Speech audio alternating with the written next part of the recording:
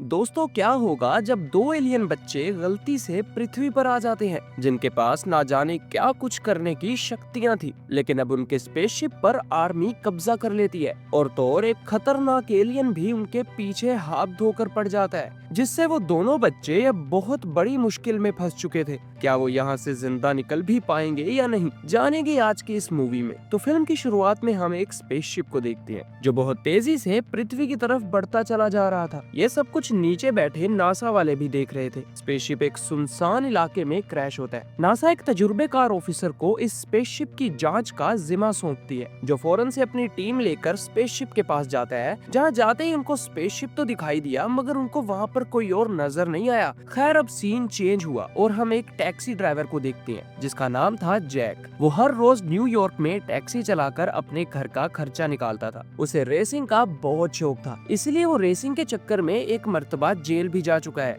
अब रात को उसकी टैक्सी में एक साइंटिस्ट आकर बैठती है, जो आते ही जैक से स्पेस की बातें करने लगी। मगर जैक को तो इसमें कोई इंटरेस्ट नहीं था, लेकिन फिर भी वो जाते जाते जैक को अपना कार्ड दे देती है। यहाँ दूसरी तरफ स्पेसशिप वाली जगह को आर्मी ने अपने अंडर ले लिया था। उनको वहाँ छानबीन में किसी के पैरों के निशान मिले। आर्मी बहुत ज्यादा एडवांस्ड हो चुकी थी, वो सिर्फ पैरों के निशान से ही उन एलियंस की पूरी बॉडी का स्केच निकाल लेते हैं। मगर हैरानी की बात थी कि वो एलियन इंसानों जैसे दिख रहे थे। खैर, अब दूसरी तरफ जब जैक अपनी टैक्सी को निकालने के लिए बाहर आया, तो उसे वहाँ पर दो गुंडे मिलने के लिए आए, जो जैक को कहते हैं कि हमारे बॉस कह रहे हैं कि मेरे पैसे कब दोगे। लेकिन जैक ने कहा कि मैंने जो टाइम मांगा था उसको खत्म होने में अभी एक दिन बाकी है, जिस पर वो जैक के करीब आने लगे। मगर जैक ने उनको एक ही झटके में मारकर भगा डाला। इसके बाद वो अपनी टैक्सी लेकर आगे बढ़ गया। मगर जब उसने अपनी बैक सीट पर देखा तो उसे ये देखकर झटका लगा, क्योंकि वहाँ पर दो बच्चे मौजूद थे जो बिना किसी हलचल के जैक की कार में घुस गए थे। जैक ने उनसे पूछा कि तुम लोग अंदर कैसे आए,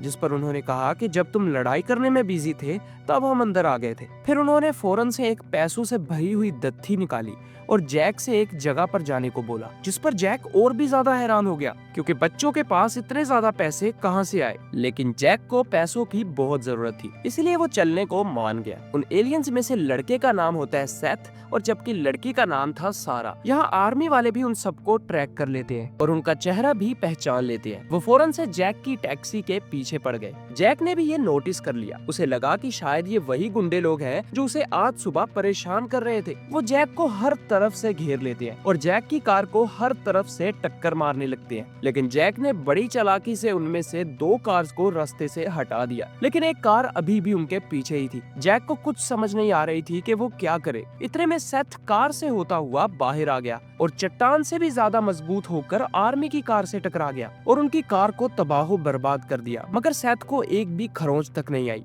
फिर जैक ने अपनी कार को तेजी से पीछे की तरफ चलाया और उनके पास जाकर कहने लगा कि मैंने कहा था ना कि अभी एक दिन बाकी है और कल तुम्हारे पैसे मिल जाएंगे, इसलिए मुझे परेशान मत करो। इतना कहकर वो कार में वापस आ गया। हमने देखा कि उसको अभी तक नहीं पता चला था कि सेथ ने उनकी कार को तबाह किया है। खैर, अब वो आगे बढ़ जाते हैं। वो दोनों बच्चे जैक को एक पुराने से घर के बाहर लेकर आए और कहने लगे कि ये उनकी दादी का घर है। उन्होंने जैक को एक और पैसों से भरी हुई दत्थी दी। जैक को लगा कि ये पैसे बहुत ज्यादा हैं, इसलिए वो पैसों को वापस करने के लिए अंदर आ गया। मगर हैरानी की बात थी कि अंदर कोई नहीं था। उन बच्चों को ढूंढते ढूंढते नीचे बेसमेंट में चला गया, जहाँ पर वो बच्चे उसे मिल जाते हैं। उन्होंने जैक को यहाँ से फौरन बाहर निकलने का बोला। वो जैसे ही उस घर से बाहर आए कि वहाँ पर जमीन के अंदर से बॉम्ब ब्लास्ट होने लगे। उनको कुछ समझ नहीं आ रही थी कि वो क्या करे। वो जैक के साथ दोबारा टैक्सी में बैठे और रोड पर आ गए। अब जैक उनसे रुककर सवाल करने लगा कि आखिर उस घर में ऐसा क्या था जिसकी वजह से हमारे जाते ही वहाँ पर धमाके शुरू हो गए। सेथ और सारा उसको कुछ भी नहीं बताना चाहते थे।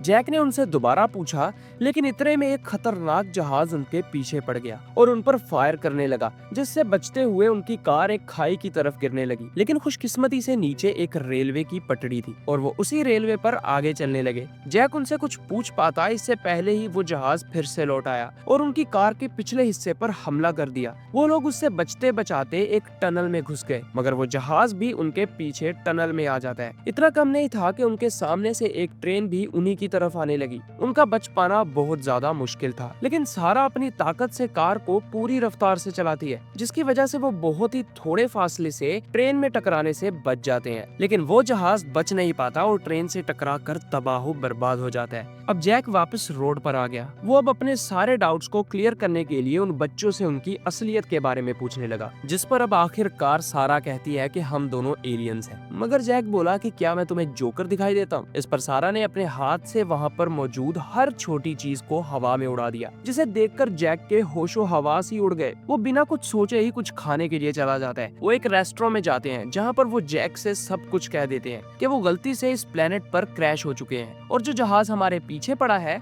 वो भी एक एलियन का ही है। उन्होंने कहा कि हम दोनों के बाबा हमारे प्लेनेट पर राजा थे। उस एलियन ने हमारे बाबा को मारा और अब हमारे पीछे पड़ा हुआ है ताकि हमें मारने के बाद हमारे प्लेनेट का राजा बन जाए। उन्होंने जैक से मदद मांगी और कहा कि क्या तुम हमारे स्पेसशिप तक पहुंचने में हमारी मदद करोगे, जिस पर जैक को उन दोनों पर तरस आ गया और वो मान ही गया। लेकिन इतने में उसे आर्मी की तरफ से एक फोन आया। उन्होंने कहा कि हमने तुम्हें हर तरफ से घेर लिया है, अगर जान प्यारी है तो बच्चों को हमारे हवाले कर दो। इतना कहकर वो अंदर आ गए। आर्मी के लोग ब्लैक सूट पहने हुए थे, जिनको देखकर वहाँ पर बैठे हुए पुलिस ऑफिसर ने उन पर गन पॉइंट कर दी, जिसकी वजह से जैक को थोड़ा टाइम मिल गया और वो एक पीछे वाले रास्ते से भागने में कामयाब हो गया। जब पुलिस ऑफिसर को ये पता चला कि ये तो आर्मी के सोल्जर्स हैं, तो वो उनको जाने देता है, मगर अब कोई फायदा नहीं था और बहुत देर हो चुकी थी। जैक और वो दोनों बच्चे वहाँ से भाग जाते हैं। अब उनको सबसे पहले स्पेसशिप को ढूंढना था। वो उस जगह आते भी हैं जहाँ पर उनका स्पेसशिप क्रैश हुआ था, मगर वहाँ पर तो किसी का कोई नामो निशान तक नहीं था, जिस पर जैक को याद आया कि एक साइंटिस्ट उनकी मदद कर सकती है। इसलिए वो फौरन से उसी साइंटिस्ट के ऑफिस पहुंचा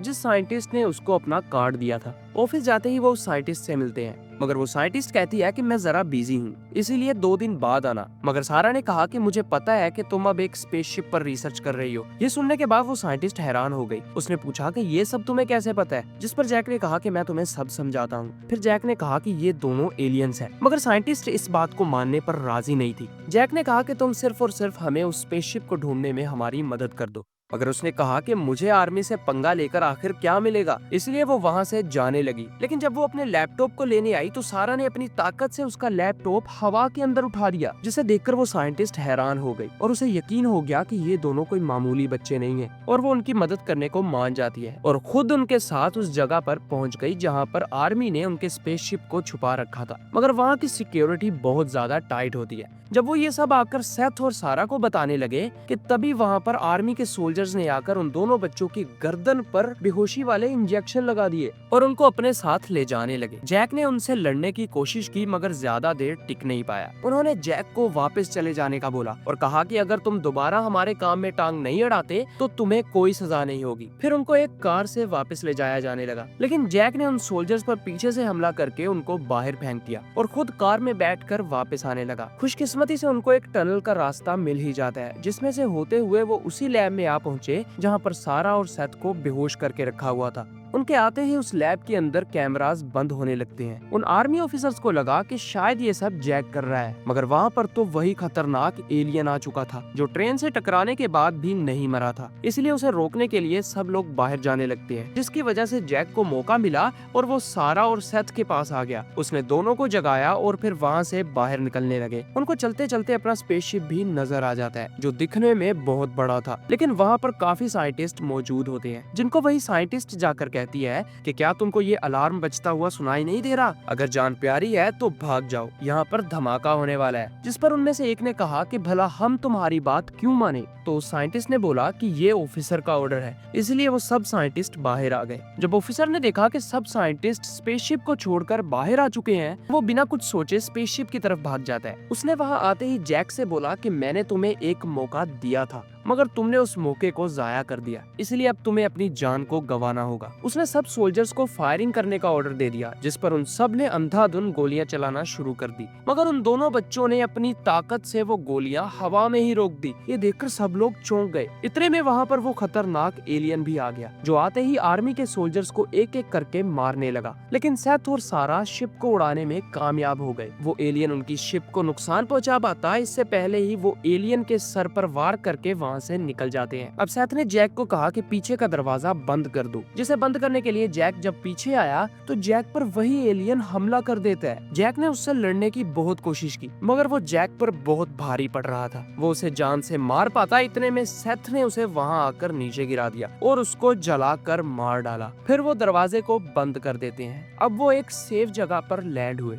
उन्होंने जैक और उस साइंटिस्ट को आखिरी गुड बाय बोला और अपने प्लेनेट की तरफ निकल पड़े। इसी हैप्पी एंडिंग के साथ ये मूवी यहीं खत्म हो जाती है। And last thing guys, thanks for your time.